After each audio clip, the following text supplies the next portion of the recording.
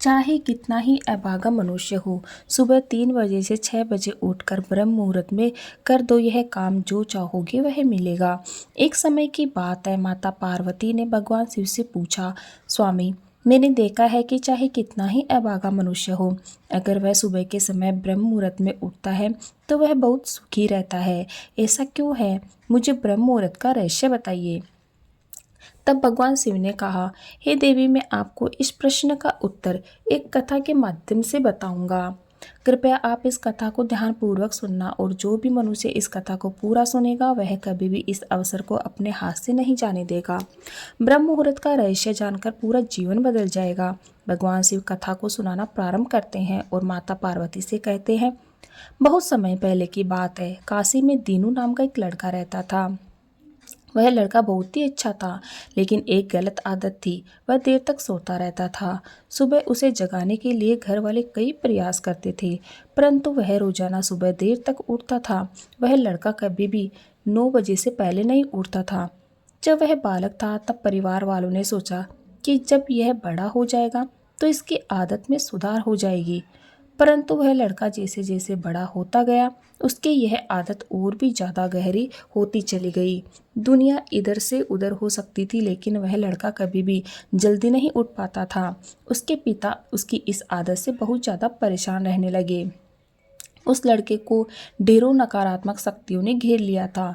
वह सभी को पलटकर जवाब देता था और दिन भर उदास रहता था। इसका असर उसके स्वास्थ्य पर भी पड़ रहा था।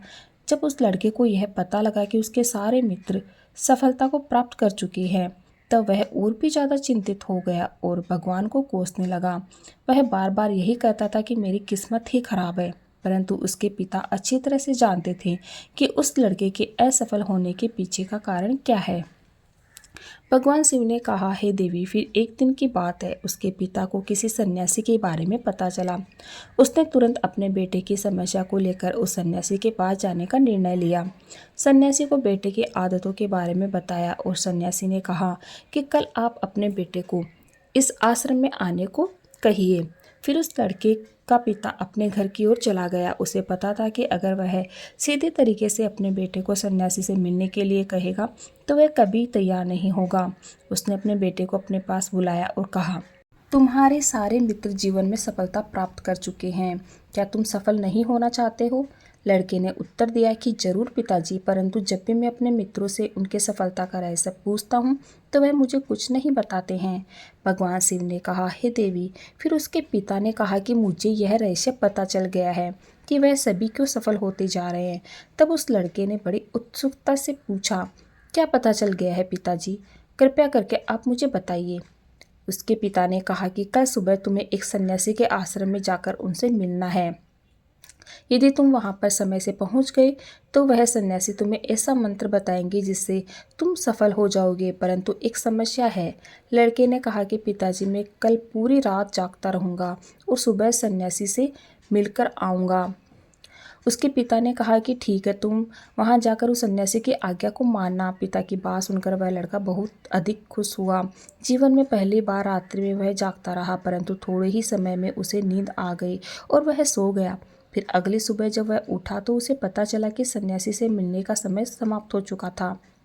उसके पिता ने लड़के की तरफ देखा और कहा कि तुम जीवन में कभी सफल नहीं हो पाओगे, जाओ और जाकर सो जाओ।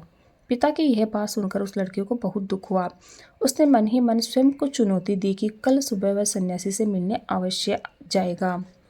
उसने अपने पैर में एक छोटा सा घाव बना लिया, जिससे दर्द के कारण उसे रात भर नींद नहीं आई। भगवान शिव ने कहा, हे देवी, यह ऐसा पहला अवसर था जब उसने अपने जीवन में पहली बार सूर्योदय देखा था। वह तुरंत ही तैयार होकर सन्यासी से मिलने के लिए चला गया। आज उसका अनुभव कुछ अलग ही था। वह बेहद शांत महसूस कर रहा था। चलते चलते वह लड़का जैसे ही सन्यासी के आश्रम में पहुंचा तो वहां पर उसने देखा कि सन्यासी और उसके सभी शिष्य ध्यान लगाकर बैठे हुए थे। भगवान शिव ने कहा कि हे देवी, फिर जब ध्यान का समय समाप्त हुआ तब लड़का उस सन्यासी के पास पहुंचा और उन्हें प्रणाम करते हुए बोला कि आपके पास कोई ऐसा मंत्र है जिससे मैं सफल हो सकता हूँ? कृपया करके मुझे वह मंत्र बताइए। मैं भी अपने मित्रों के समान सफल होना चाहता हूँ और अच्छा जीवन जीना चाहता हूँ। भगवान शिव ने कहा, हे देवी। फिर सन्यासी मुस्कुराए और बोले, अच्छा तो तुम वही बालक हो। तुम्हारे पिताजी मुझसे मिलने आए थे और उन्होंने तुम्हारे विषय में मुझे सब कुछ बता दिया था। मैं तुम्हें वह मंत्र अवश्य बता देता हूँ। परंतु अब लड़के ने जैसे ही परंतु शब्द सुना तो लड़का घबरा गया। उसने पूछा, परंतु क्या गुरुदेव? तब सन्यासी बोला, मैं तुम्हें वह मंत्र बताऊंगा, परंतु अगले 21 दिनों तक तुम्हें मेरी आज्ञा माननी होगी। मैं तुम्हें वह मंत्र 21 दिनों के बाद बताऊंगा। तब तक मैं तुमसे जो भी कार्य कहूँगा तुम्हें वह करना होगा। यदि तुम सफल हुए या कार्य के बीच में तुम्हारा संकल्प टूट गया तो उस मंत्र का असर नहीं होगा। दृढ़ निश्चय के साथ उस लड़के ने कहा कि मुझे आपकी सारी आज्ञा स्वीकार है। मैं अगले 21 दिनों के लिए आपका दास हूँ। आप जो भी कहेंगे मैं वही कार्य करूँगा। मुझे केवल और केवल उस मंत्र के बारे में जानना है। भगवान शिव ने कहा, हे देवी। फिर सन्यासी ने उस लड़के से कहा कि ठीक है, कल से तुम्हारा कार्य शुरू होगा। तुम इसी आश्रम में निवास करोगे। वह लड़का आश्रम में निवास करने के लिए तैयार हो गया।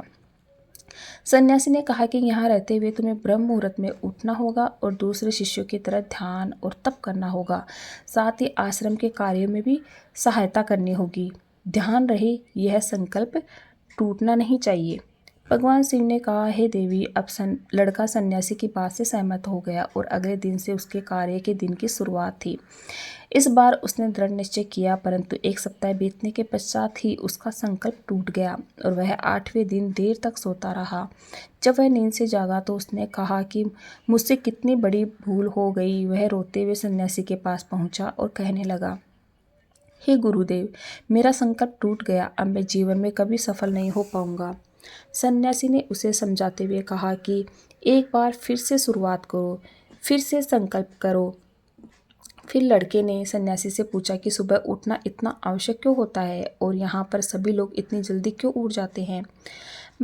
भगवान शिव ने कहा, हे देवी। तब सन्यासी ने लड़के को समझाते हुए कहा कि सुबह यानी ब्रह्म मुहूर्त में उठने के पीछे बहुत बड़ा विज्ञान छुपा हुआ है। लड़के ने कहा कि कृपया मुझे वह विज्ञान बताने की कृपा करें। सन्यासी ने कहा कि रात्रि को 4 पहर में बांटा गया है। पहला रुद्रकाल, जिसका समय शाम 6 बजे से लेकर 9 बजे तक होता है। दूसरा राक्षस काल, जिसका समय रात्रि 9 बजे से 12 बजे तक होता है। तीसरा गंधर्व काल, जिसका समय 12 बजे से 3 बजे तक होता है। और सबसे अंत में जो पहर आता है उसे मनोहर काल कहते हैं। इस समय को ब्रह्म मुहूर्त या अमृत बेला के नाम से भी जाना जाता है। इसका समय भोर 3 बजे से सुबह 6 बजे तक होता है। यह वह समय होता है जब पूरे संसार की नकारात्मक शक्तियाँ निष्क्रिय अवस्था में होती है और सकारात्मक शक्तियाँ सक्रिय होती है। ब्रह्म मुहूर्त अर्थात देव मुहूर्त। ब्रह्म मुहूर्त का अर्थ देवताओं का समय होता है। भगवान शिव ने कहा, हे देवी। वह सन्यासी आगे कहता है, इस समय देवता धरती पर विचरण कर रहे होते हैं और जागृत मनुष्य पर उनका बड़ा ही सकारात्मक प्रभाव पड़ता है। ब्रह्म मुहूर्त ऐसा समय होता है जिसमें मनुष्य का मस्तिष्क बिल्कुल खाली होता है, जिसमें किसी प्रकार के कोई विचार नहीं होते हैं। और जब इस समय व्यक्ति अपनी पुस्तक खोलकर पाठ का अध्ययन करते हैं तो उन्हें सब कुछ जल्दी जल्दी याद भी होता है और यह लंबे समय तक याद रहता है। यह ऐसा समय है जिसमें हम ज्ञान को समझने का प्रयास करते हैं। इस कारण आश्रम के सभी शिष्य और संसार में बहुत से ज्ञानी लोग ब्रह्म मुहूर्त में ही उठ जाते हैं। प्राचीन काल में रोशनी का कोई स्रोत न होने के कारण लोग अपने दिन का समापन सूर्यास्त के साथ और आरंभ सूर्योदय के साथ करते थे। यह एक तरीका है जिससे मानव जीवन प्रकृति के साथ तालमेल बनाकर चलता है। फिर उस लड़के ने कहा कि ठीक है, मैं कल से अपना संकल्प फिर से शुरू करता हूँ, परंतु ब्रह्म मुहूर्त में उठकर मुझे क्या क्या करना चाहिए। तब सन्यासी ने कहा कि ठीक है, मैं तुम्हें बताता हूँ कि ब्रह्म मुहूर्त में क्या करना चाहिए और कैसे करना चाहिए। सबसे पहले उठकर धरती माता पर पांव रखने से पहले धरती माता को प्रणाम करना चाहिए और अपनी दोनों हथेलियों को देखना चाहिए और ईश्वर को धन्यवाद देना चाहिए कि उन्होंने तुम्हें आज का सूर्योदय देखने का अवसर दिया है। इसके बाद नित्य कर्म और स्नान करने से शरीर की ही नहीं बल्कि मन की शुद्धता भी बढ़ती है। स्नान करने के पश्चात ध्यान की प्रक्रिया होती है। ब्रह्म मुहूर्त में ध्यान की अवधि 21 दिन तक होती है। इस विधि का उपयोग तब किया जाता है जब आप अपनी कोई मनोकामना की पूर्ति चाहते हैं यह ऐसा समय होता है जब व्यक्ति अपने आज्ञा चक्र को सक्रिय करने पर काम करते हैं। भगवान शिव ने कहा, हे देवी, आगे वह सन्यासी कहता है, आज्ञा चक्र दोनों बोह के बीच में होता है। यह संकल्प का स्थान भी कहा जाता है। अगर इस चक्र पर ध्यान केंद्रित किया जाए और अपनी मनोकामना को बार बार दोहराया जाए तो मात्र 21 दिनों के भीतर वह मनोकामना पूरी हो जाती है। अगर आपके मन में कोई अधूरी मनोकामना है और आप उसे पूरी करना चाहते हैं, तब उसे सबसे पहले उस मनोकामना का स्पष्टीकरण कर ले। आपको क्या करना चाहिए, यह निर्णय अवश्य ले। इसके बाद ध्यान की विधि को शुरू करें। ब्रह्म मुहूर्त में स्नान के बाद एक ऐसा स्थान चुनें जहाँ पर वायु का प्रवेश हो। ध्यान में शुद्ध प्राण वायु का होना आवश्यक होता है। ध्यान की मुद्रा में रीढ़ की हड्डी सीधी होनी चाहिए, साथ ही गर्दन भी सीधी होनी चाहिए। सुखासन की अवस्था में दोनों हाथों को घुटनों पर रखकर आंखें बंद करके बैठ जाएं। हाथों की मुट्ठी को बंद कर ले और 2-3 मिनट तक बिल्कुल शांत हो जाए। जब आपका शरीर स्थिर हो जाए और श्वास भी शांत हो जाए, तब उसके बाद अपना सारा ध्यान आज्ञा चक्र पर लगाएं। इस दौरान लंबी गहरी सांस लें और सांस को रोक कर रखें। इस समय आप अपनी इच्छा को मन ही मन दोहराएं और अपने मन से इष्ट देव और देवी देवताओं और गुरुजनों का चिंतन करें। भगवान शिव ने कहा, हे देवी, उस सन्यासी ने कहा, जब सांस को रोकना कठिन हो जाए तब धीरे धीरे सांस को बाहर की ओर छोड़ो। सांस को नाक से भरे और मुख से बाहर छोड़े। इस प्रक्रिया को 3 से 4 बार प्रतिदिन दोहराएं। ऐसा प्रतिदिन करने से आपकी जो भी मनोकामना है वह अवचेतन मन तक अवश्य पहुंच जाएगी और इच्छा पूर्ति जल्दी होगी। आज्ञा चक्र सक्रिय होता है और हमारी आज्ञा को पूरा करता है। सांस को रोक कर रखने के दौरान शरीर में आपातकाल की स्थिति हो जाती है, जिससे कि आप बेकार की बातें सोचने और विचार करने से बचते हैं। ब्रह्म मुहूर्त के समय ईश्वर की विशेष कृपा होती है और कोई भी व्यक्ति अपनी मनोकामना को इस समय दोहराता है तो उसकी इच्छा जल्द से जल्द पूरी होती है। भगवान शिव ने कहा, हे देवी, इस प्रकार सन्यासी ने उस लड़के को ब्रह्म मुहूर्त का महत्व बताया। अगले 21 दिनों तक उस लड़के ने बड़े ही मन के साथ इस प्रक्रिया को अपनाया। अब वह बहुत ही ज़्यादा अनुशासित और शांत स्वभाव का बन चुका था। उस लड़के ने जैसे ही अपना संकल्प पूरा कर लिया, उसके बाद वह लड़का बड़े ही प्रसन्न भाव से सन्यासी के पास पहुँचा और कहने लगा, हे गुरुदेव, मैंने 21 दिनों का संकल्प पूरा कर लिया है। अब कृपया मुझे सफल होने का मंत्र बताइए। तब उस सन्यासी ने मुस्कुराते हुए कहा कि पिछले 21 दिनों से जो अभ्यास तुम करते हुए आ रहे हो वही तुम्हारी सफलता का मंत्र है। जो व्यक्ति ब्रह्म मुहूर्त में उठकर ध्यान प्रक्रिया को सही से करते हैं वह जीवन में कभी असफल नहीं हो सकते। तुम्हें ब्रह्म मुहूर्त का रहस्य पता चल चुका है, अब तुम इसे जीवन पर्यंत करो। तुम्हें जीवन के लक्ष्य और सफलता दोनों प्राप्त होंगे। उस लड़के ने सन्यासी को धन्यवाद दिया और ब्रह्म मुहूर्त के नियमों का पालन जीवन पर्यंत तक करने का वादा भी किया। भगवान शिव ने कहा, हे देवी, अब तो आपको पता चल गया होगा कि ब्रह्म मुहूर्त क्या होता है।